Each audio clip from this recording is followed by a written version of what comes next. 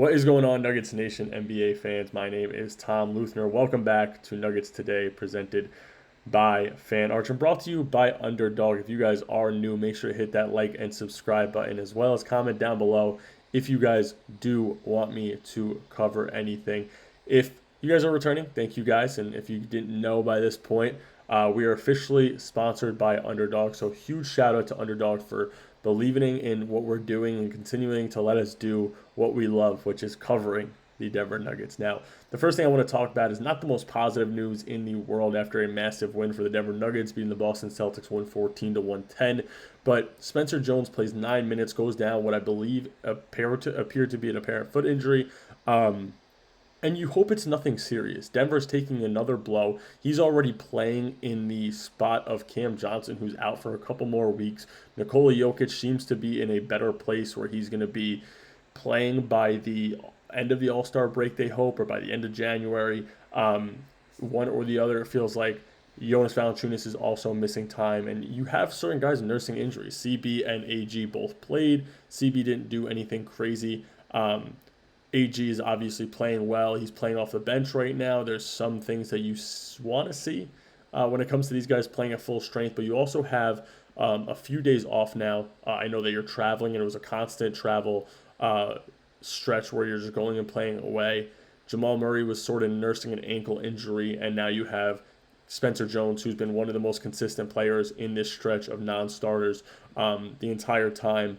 And you hope that he is not dealing with anything serious. Like I said, I haven't seen any update or the severity of the injury, but he did not return to the game, which seemed to not be the biggest deal for Denver, which I think is a great thing. And we're going to get to a few reasons why in a second, but I just hope that everything is okay for Spencer, a guy who's worked his tail off for this team so far and has come in and been everything that this Denver Nuggets team has needed. Now, one of the reasons that the impact of him, not playing wasn't as crucial as it could have been is because of the player that should be an all-star this year, which is now Jamal Murray. Now, the NBA Central report that came out earlier in the day before the game was the fact that he wanted to be an all-star, chase the scoring title, and win an MVP. I don't know if he could win the MVP with Denver just because when Nikola Jokic is there, he is playing as a sidekick. But when he's not, 22, 8, and 17 with only 2 turnovers. Now, that is insane because you look at this Celtics team, and not that they're the best team in the world defensively, but they have some weapons there, especially when Jaylen Brown was being thrown at him a lot, and Jaylen Brown's supposed to be one of the best wings in the entire NBA, but you can't tell me that a 22, 8, and 17 stat line is not an NBA stat line for an all-star. I don't think there's been many other players. I believe this is his second game now with 15 plus. I believe in the 76ers game, he did hit the 15 mark. If not, he was just under it. I know that in the 76ers game more than this game, it felt like they were trying to get him to pass before shot.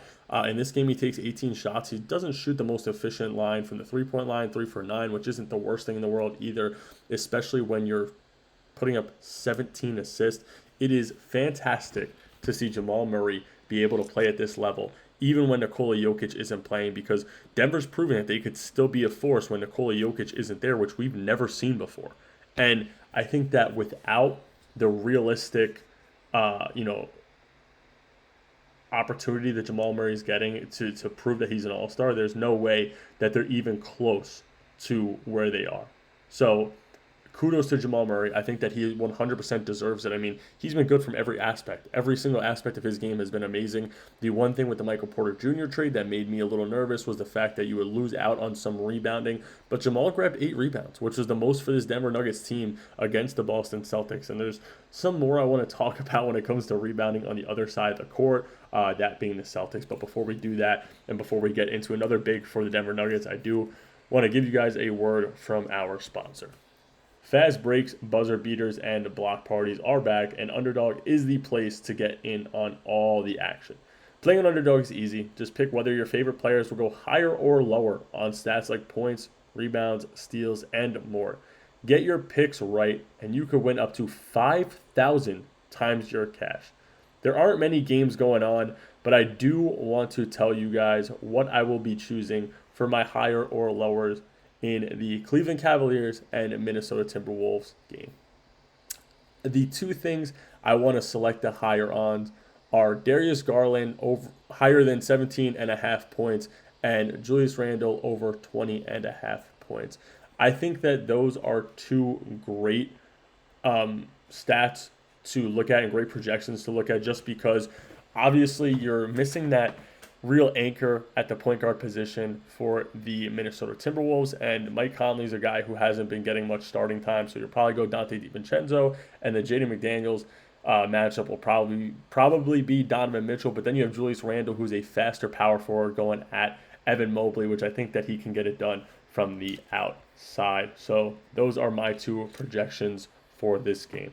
Download the app today and use promo code BASKETBALLFAN to score $75 in bonus entries when you play your first $5. That's promo code BASKETBALLFAN, which is on your screen right now. Underdog, make picks, win money. Now, somebody else I want to talk about for this Denver Nuggets team is a guy who I think we've all constantly, I don't want to say hated, but disliked very much for the contract that he was on, and it is Zeke Naji. He played pretty well, 12-2-1. Now, he didn't grab many rebounds. We saw that he's a little weak at the center position, which I think we already knew. I think that earlier in the season, I said I would have loved him as a power forward. Playing again, alongside Valanciunas has been something that's been helping him out tremendously.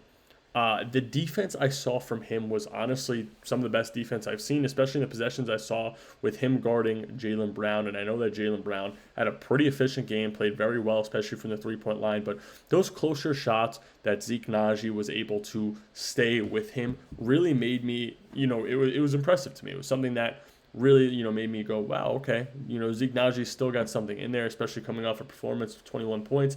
The only thing, like I said, is the rebounding. 25 minutes, only 2 boards is not ideal for a guy who's sort of playing that starting center role since, Deron Holmes is still easing into it, only played 13 minutes. So when you come in 25 minutes and you're only grabbing 2 rebounds and you're getting out rebounded by a center, that is a little bit of a problem for me. But I was able to talk to some guys who cover the Nets, and one conversation we got into was the fact that there's a potential trade and listen, not that there's any real talks in it right now, but the Denver Nuggets potentially taking on Cam Thomas rather, and Day'Ron Sharpe for Zeke Naji and Peyton Watson if they do have to move off the Peyton Watson trade. I think it's something interesting, something that Denver fans should take a look at. I was doing my research, and I don't think it's the worst trade in the world, but I do want to extend P-Watt or figure out some way to keep him. Before I end this episode, I do want to talk about somebody on the Celtics, and that is Neemias Queta, who took advantage of the bigs not really playing for Denver or not having the biggest size in the world, and that's what I was talking about earlier today. Now, no blocks, no rebound, or no blocks, no steals, only 6 points on 8 attempts this game. But the biggest thing, if you look at the stat line, is the fact that he was playing such a rough and aggressive brand of basketball. He grabbed 20 rebounds in this game. Now, just to make you think about how crazy that is, the Boston Celtics grabbed 53 rebounds, which is nuts. They grabbed 21 offensive rebounds. And I know that they're not all offensive, but you could sit here and say that if you just looked at the box score, Neemias Queta grabbed all 20 of the 21 offensive rebounds for the Celtics. Like I said, that's not true, but it's crazy to think that out of the 53 rebounds the Celtics grabbed, 20 of them were grabbed by just Neemias Queta alone. He really took advantage, and kudos to him because he was a player who wasn't really getting many minutes, a guy who had to work his way back into an NBA rotational spot. So big shout out to him. Great game in 24 minutes, grabbing 20 rebounds. I mean, it's just nuts. It is. And he was able to pinpoint the one thing that Denver was lacking, and that is playing down low without Jokic and Valanciunas, and he was able to fully take advantage of it. But that is all I got for you guys today, and I'll make sure to have an episode out for you guys tomorrow. Like I said, if you guys want me to cover anything, let me know down below. If not, I'll catch you guys later.